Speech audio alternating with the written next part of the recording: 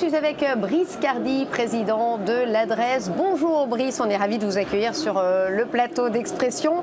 L'Adresse, c'est avant tout une coopérative, c'est bien de le souligner parce que c'est un fonctionnement un petit peu différent des agences qu'on peut voir ici. Racontez-nous comment ça se passe. Alors bonjour Stéphanie, merci de m'accueillir dans votre émission. Oui, c'est une structure assez singulière.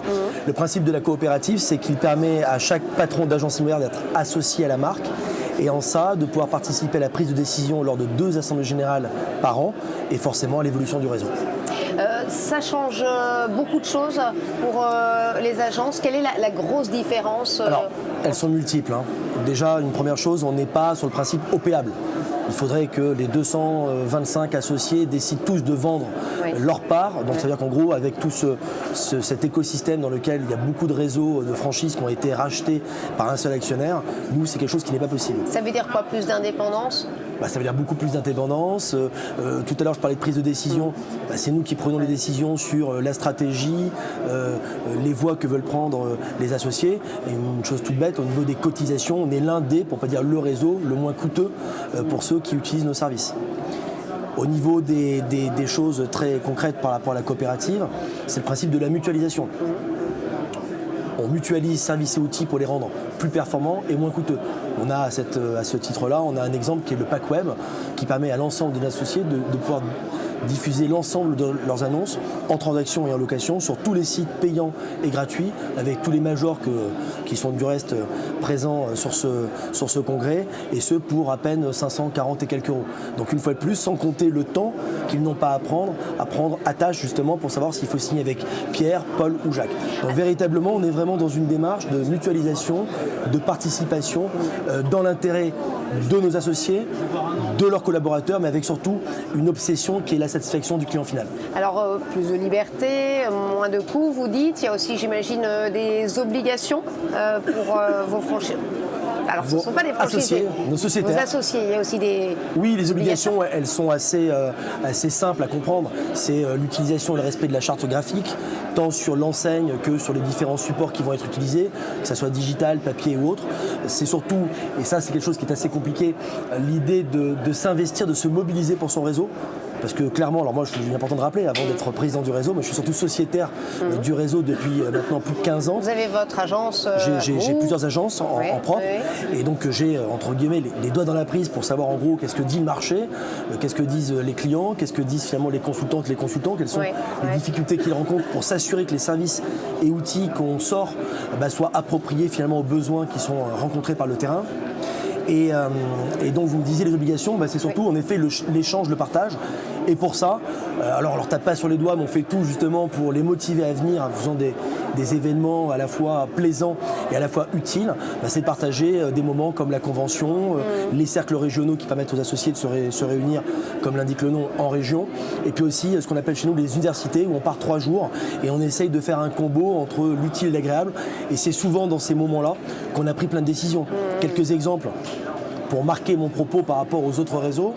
On est le premier réseau à avoir cru au service post-signature pour nos clients, qui n'est pas forcément dans l'ADN français, c'est plutôt du côté des ans exactement. Donc on est le premier réseau à avoir eu l'idée de mettre la conciergerie en place, c'était il y a 8 ans.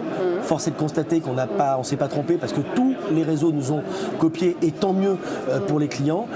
Idem pour nos valeurs fortes sont l'humanisme et l'efficacité. On en a parlé avec Cyril Parmentier. On a été le premier réseau à créer une fondation sous l'égide de la Fondation de France et cette année encore, Octobre Rose, pour la 3e ou 4e édition, on récolte plus de 94 000 euros pour une magnifique cause.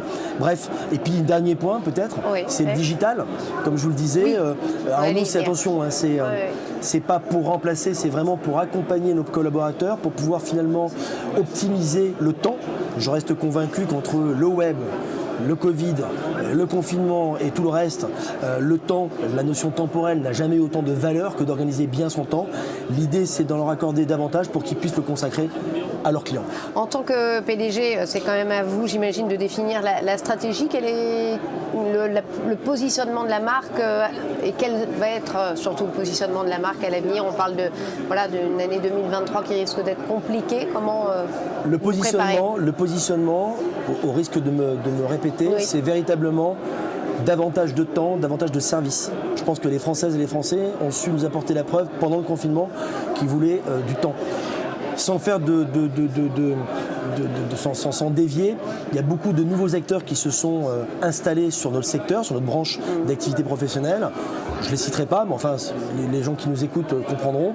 Notamment les fameuses néo-agences qu'on peut rencontrer également dans d'autres secteurs d'activité. Les Français nous apportent la preuve une fois de plus que c'est pas forcément le prix qui compte, c'est surtout le service. Et moi, derrière un service, j'aime rappeler que derrière un service, il y a forcément de l'humain. Donc on en revient, finalement, on boucle la boucle avec ce cercle vertueux qu'on défend. Et le cercle vertueux, c'est soyez professionnel, soyez vrai, soyez authentique, soyez à l'écoute. Voilà, donc l'idée c'est ça. En tant que président, vous avez un droit de regard sur chaque agence. Il y en a combien? 250, c'est ça? On a un peu plus de 330 points de vente, bientôt 350. Vous arrivez à... Alors les agences restent, comme d'autres réseaux sous enseigne nationale, restent juridiquement et financièrement indépendants. Néanmoins, et c'est l'intérêt... Oui, mais elle porte votre nom, donc bon. Néanmoins, j'apprécie beaucoup cette perche que vous me tendez. On a ces deux assemblées où nous pouvons ensemble prendre des décisions pour se dire, voilà, l'idée c'est pas non plus que ça se transforme en distribution de claques, mais il y a un moment donné, sans rigueur, on peut pas atteindre un objectif qui soit véritablement ambitieux. Donc il y a quand même des objectifs. Mais ces objectifs et ces obligations, nous les fixons ensemble. Très bien. Et pour vous donner une idée, il n'y a pas eu une résolution ces 10 dernières années que j'ai la chance d'animer le réseau qui a été décidée à moins de 90%. Donc ça montre aussi aujourd'hui l'adhésion quasi unanime de nos associés à vouloir aller là et de telle et telle manière. Merci beaucoup Brice. Merci à vous, d'être venu nous voir. Merci.